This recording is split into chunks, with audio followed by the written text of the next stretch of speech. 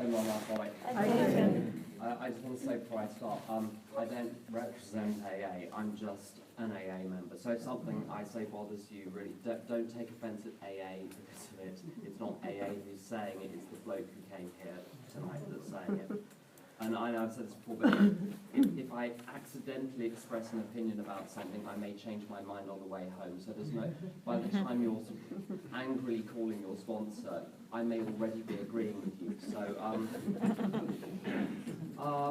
my date of sobriety is the 24th of July 1993, and my first Al-Anon meeting was about a year and a half later. And I'd like to say in front of the Al-Anon members here, if it wasn't for Al-Anon, I couldn't have continued going to AA.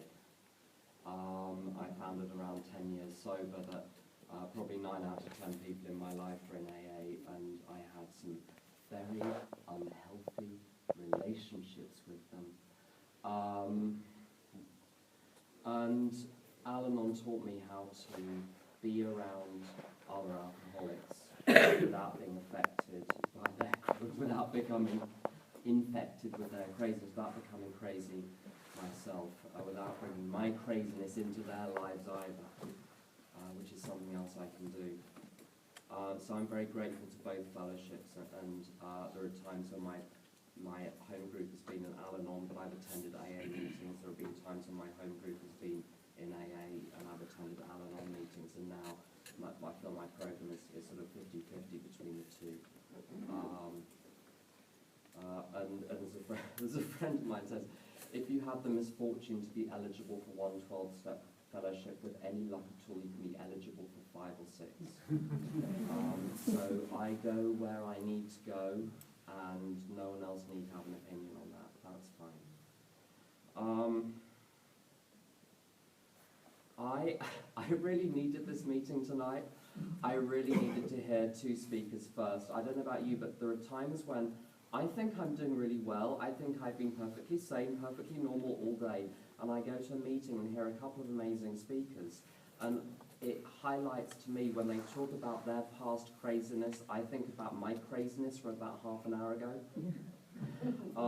And it keeps me awake, because what makes me an alcoholic is that I'm likely, left to my own devices, to fall asleep. And what falling asleep means to me is forgetting at some profound level that I'm an alcoholic. And when I was new in AA, I could forget I was an alcoholic within the 10 minutes after leaving the meeting. My last drink was on a day when I went to an AA meeting at lunchtime in Ladbroke Grove. And there was a chair, and I was bored by the chair, and I couldn't wait to share after the chair. And I shared, I'm done now. 20 minutes left of the meeting, well, I'm going to leave, I'm done. I was going to 3 AA meetings a day at this time. People said that meeting makers would make it, so I was going to lots of meetings, desperately hoping that I could stay sober. I was slipping a lot. And I left the meeting, and I was walking up the street, and the thought occurred to me, I could just murder a pint. And you know, my brother died of alcoholism, and I knew this when he was 28. There was absolutely no doubt in my mind that I was an alcoholic. I knew from the age of 16, 17 that my drink, identified my drinking as being like these old lushes that I would see around me. I knew I was the same kind of person. I just knew instinctively. There was no lying to myself. There's no denial there. Denial is something else. There was no denial about that. And I've been going to 2 or 3 AA meetings a day for several months. I didn't lack information at this point. But what makes me an alcoholic is that at certain times, all of the information leaves my head, and the only thing there is this glowing memory of what alcohol, when it worked, would do for me, which is I felt like my life was just this pile of sort of, if you explode it, I remember, I don't know where this image came from, but it felt like a bomb had exploded inside a shipyard, and my life was the remains, sort of jagged and awful. And what alcohol would do, it would just smooth the whole thing away, and I could see into the distance, and everything was clear, and everything was going to be all right. And what was I even worried about in the first place? It would utterly transform my perception of the world, my perception of me, and how I felt. And that memory ain't going anywhere. That memory is hardwired into me. And there would be times when that thought would override all others. And the mental obsession for me about alcohol is not that I think about alcohol 24 hours a day. That's not it. I could go for months sober. I went for months sober in 1990. I went for months sober in 1991. But the obsession is the persistently recurring thought that I can drink safely and it will solve my problems.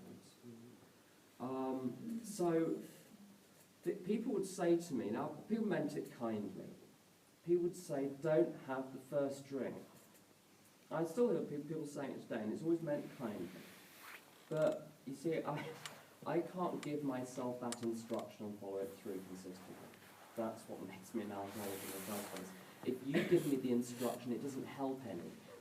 I'm no more likely to follow your instruction than my own. I can give myself that instruction, and it might work for a day, it might work for a month, it might work for a few months, but there will come a point when all of that leaves my head. And the second problem that I have is when I start drinking, I don't know if and when I'm going to stop. And that's not just in the course of an evening. I was sober in 1990, and I started again. And when I started again, it was like the first drink when I went out that evening in September 1990.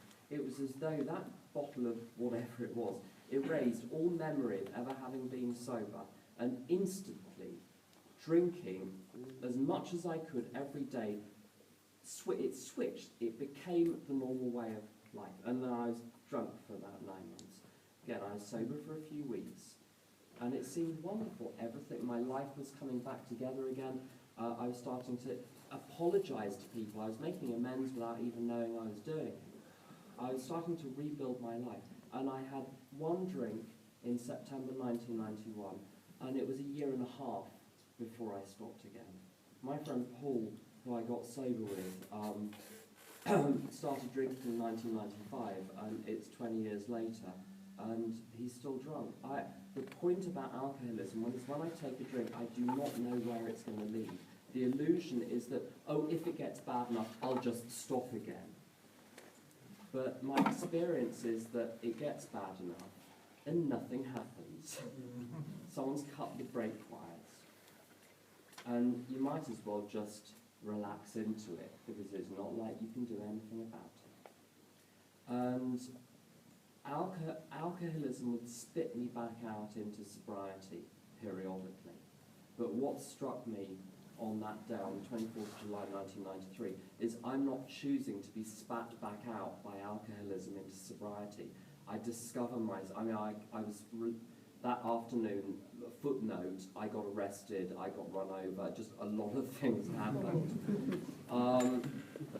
When I was released from the cells, I was walking up the street, and boom, there's an AA member there, you know, who was 20 years sober, who took me to a meeting. And I knew that if I threw the gift away, I couldn't guarantee that the gift would be given again. Now, that was a little bit of theory at that point, but I have seen that theory played out in reality hundreds and hundreds of times over the last 20 years, of people that think, when it gets bad enough, I'll stop. But it doesn't, they just carry on. So I needed to do something pretty spectacular then, because I've been going to loads of meetings. I've been talking, pardon my French, talking my arse off to people in AA. And it was taking the edge off, but it wasn't denting my drinking. I needed to do something more, and there are lots of different types of alcoholics in AA. And the Big Book talks about there being different types of alcoholics. And I'm glad everyone is welcome. I'm glad the only requirement for membership is desire to stop drinking. So everyone is absolutely welcome. But my job is to know what type of alcoholic I am. Now, lots of people, and I know them, genuinely get well by going to meetings and talking to people. That's it. Make a cup of tea. And something changes profoundly inside them. And you watch it, you go to a home group, you'll see people who do that, and something changes in the eyes, and you see them behaving better with a few months sobriety than you at 10 or 15 years and a lot of steps behind you. Some people just naturally get well through doing lots of meetings, and it's great. I'm not one of those lucky buggers. I needed the full array of what AA had to offer in order merely to stop relapsing. And there's a flip side of that. There's a good side of that. It sounds like incredibly bad news, but I come from an extremely dark background. My parents are both mentally ill in various ways. My 3 brothers are dead. My 3 sisters, 2 are mentally ill. So it's not the Waltons. There are lots of problems. You come into AA with a lot of emotional problems when that is the family you come from. And the advantage of having had to do the steps repeatedly, lots and lots of service, and huge amounts of fellowship with unimaginably wonderful people from all parts of the world, just to stay sober. But that work has solved all of the other things. So I came into AA with a number of diagnoses, shall we say. I'm not going to go into detail what they are, but I wasn't functioning on any recognisable level. And I'm not diagnosable with anything. So I may still be a little bit of an arsehole, but that's not a diagnosis, it's just an observation. But when I look at my life today, I've been in a relationship with someone for 11 years. I'm very happy with them. We haven't had an argument in 7. As largely to do with him being far more patient and tolerant than me. But the program that I've learned in AA and Al-Anon has allowed that. It's allowed me to let other people, when other people are mistaken or irrational or ignorant or intolerant or ill-intentioned or whatever they happen to be in that moment, to let them be that and realise that I am safe. My circumstances can be affected by other people, but there is some part of me which cannot be touched by external circumstances. And when I remember that that is who I really am, nothing can attack me, therefore there's nothing to attack back. And that observation, it's a very simple observation, but it has only become part of my being through a huge amount of service. And what service is for me in AA is simply being a channel for a power greater than myself that I don't have any concept of the way, by the way. I'm not very gaudy in the sense that I don't talk about God very much, but I'm aware that my life has been transformed and I didn't do it. I did not do it. And no other individual in AA or Al-Anon did it. There is a power that has worked collectively through both those fellowships that has transformed me. And my job is to make myself available for that power, for other people's lives to be transformed around me. And I have heard my own story told back to me so many times by people in 5th steps over the years, that I will look at people who are telling me the most awful things they've said and the most awful things they've done and most toe-curling histories, and I look at them and I think, you seem all right to me. I don't know why, because I've gone through the rest of my life. You do the slightest thing wrong and I'm ready to send you to hell. So why is it that in step 5, when I hear things 1,000 times worse than the things which I'm ready to shoot people for on the bus, that I look at them, I look at you and think, you're not so bad.